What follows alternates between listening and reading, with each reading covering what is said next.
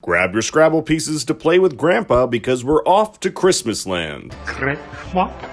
Yes, the first season of AMC's latest horror show, NOS4A2, has come to an end and has already been renewed for season 2. So in this video, we're going to be taking a deep dive into the ending and what it could mean for next season. The final episode begins with our protagonist, Vic McQueen, escaping Charlie Minx's aptly named Slay House, which is also the title of episode 9 and can be found in green graffiti on Vic's bridge. Charlie had previously wanted to bring Vic to Christmas Land so she could be a mother for all the children there. But why Vic? What makes her so special? Vic is what's called a strong creative, someone who's able to pull their Inscape into the real world. But hold on, Think Story, what the hell is an Inscape? In episode 2, Vic meets Maggie, an orphan medium who also has a magical bag of Scrabble pieces which can answer any question. Well, almost any, we'll get to that in a bit. Maggie was foretold that a strong creative named The Brat would soon meet up with her, and The Brat is Vic's father's nickname for her. She explains how strong creatives work, and there are two key terms to know: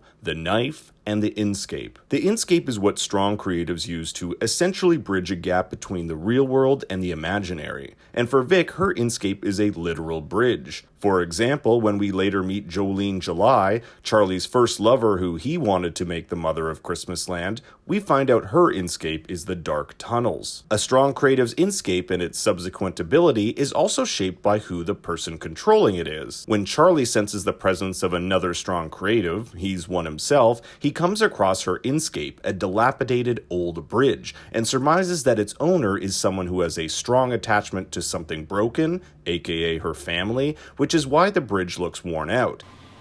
Our strong creative has an old soul and a sentimental attachment to broken things. But it's also someone who longs to escape their circumstances, the bridge symbolizing a means to get away, something Vic does several times throughout the episode. This bridge also tells us we're looking for someone who likes to traverse geographical locations, who perhaps longs to escape their circumstances. But using one's Inscape comes at a price. For Vic, it takes a physical toll. She experiences headaches, nausea, and bloody eyes, so using it as many times as she wants is out of the question. Another unique aspect of Inscapes is that they can be used to transport others, not just the strong creative who conjures them. For example, Joe brings Vic into the dark tunnels, and Charlie brings the children to Christmas Land. But Inscapes require one key component in order to work, what Maggie calls a knife, because knives cut the fabric between the real world and the world of thought. They are the devices which allow you access to your Inscape. It's an Inscape. It's a world dreamed up in your imagination.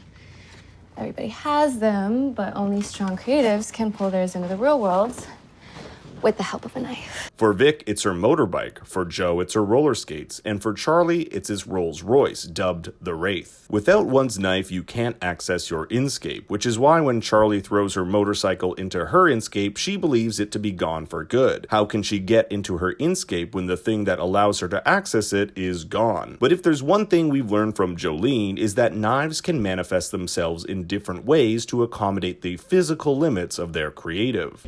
I didn't know you could have more than one. I thought my dirt bike was it.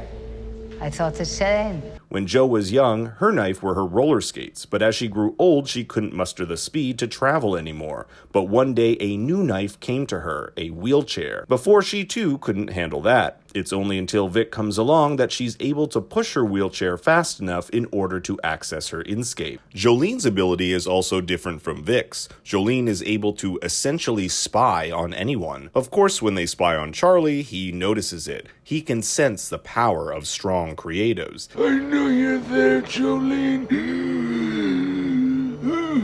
I can smell you, you dirty little... It's in this scene that Vic learns Charlie's power is linked to the Wraith. When Jolene overheats the engine, Charlie melts from his younger form into an old man. We see this happen in the final episode when Vic uses gas to burn the Wraith and Charlie's physical form melts along with it. But burning the Wraith had its consequences. In the back seat was Vic's lover, Craig, who she couldn't save due to this barrier, which only Charlie could bring people in and out of. It was the price Vic had to pay in order to stop Charlie, but as we'll later find out, the car was not fully destroyed. In the last scene of the season, we see a mechanic starting to work on the burnt to a crisp Rolls Royce. As he jump-starts the car, so too does Charlie, scaring the daylights out of a nurse who was prepping him for a blood transfusion. And it's fitting that one of the final shots is of this blood, since the show's name is not only an allusion to Charlie's license plate, but also the vampire NOS4A2, also a being which could live forever. One of the more shocking revelations was Vic's pregnancy, and for a girl who wants nothing more than to leave Haverhill, this puts a huge wrench in things. Vic starts off the season wanting nothing more than to attend RISD, the Rhode Island School of Design. She's not shy in expressing her thoughts about Haverhill either. I hate this town. For Vic, there's two options: leave town or stay and get knocked up and start a family. She's seen what the latter option has done to her parents. Her dad is an abusive alcoholic and her mom doesn't support her decision to leave.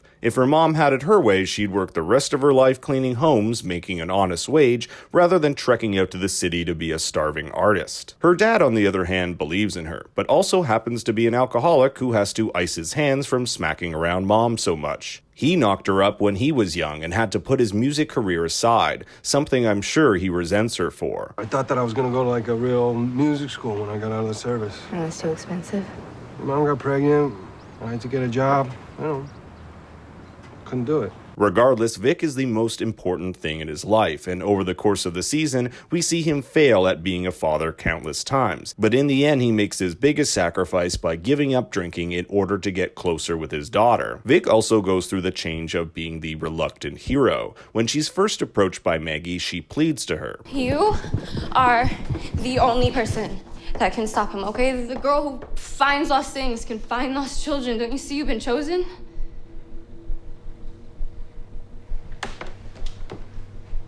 I don't want to be chosen.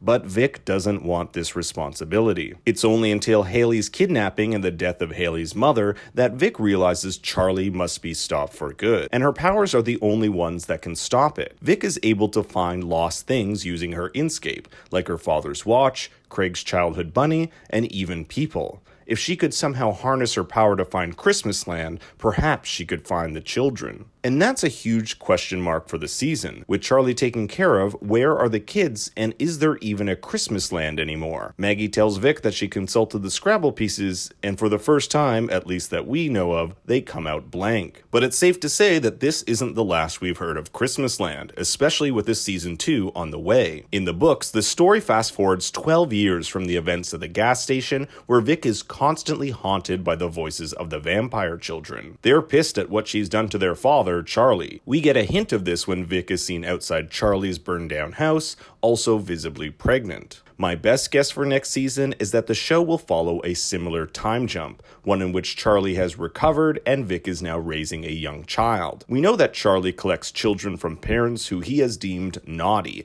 and with him seeing Vic as impure after he found out she slept with Craig, it's pretty much guaranteed he's going to come after her child. But what of the other children at Christmasland? Can they be saved? According to the books, yes. In fact, they later find out that by smashing the ornaments, you can return a vampire child back to its human form. But there was an alternate ending in which some of the ornaments survive and the vampires somehow make it into the real world. So if this is a show that goes beyond 2 seasons, it will have to expand outside of Christmasland and Haverhill. There's also the question of Bing, who is one of my favorite characters in the show. Bing's goal in life was to get to Christmasland, where there's nothing but joy and happiness, something he ironically found in a comic Vic gave him. Bing is so taken aback by Christmasland, he writes a letter to the CEO and founder of Christmasland on a manual typewriter no less, that he would do anything to get there. That's when Charlie recruits him as the new chief of security, since the old one was killed by Charlie for botching the kidnapping of Danny, the young boy from episode 1. Bing is the perfect loyal henchman, easy to manipulate and spurred by childhood trauma. Bing himself was treated cruelly by his father, so he knows what it's like for a child to be abused. His father gave him a gas mask as a Christmas present when he was a child, a hand-me-down from his days in Nam and chemical attacks.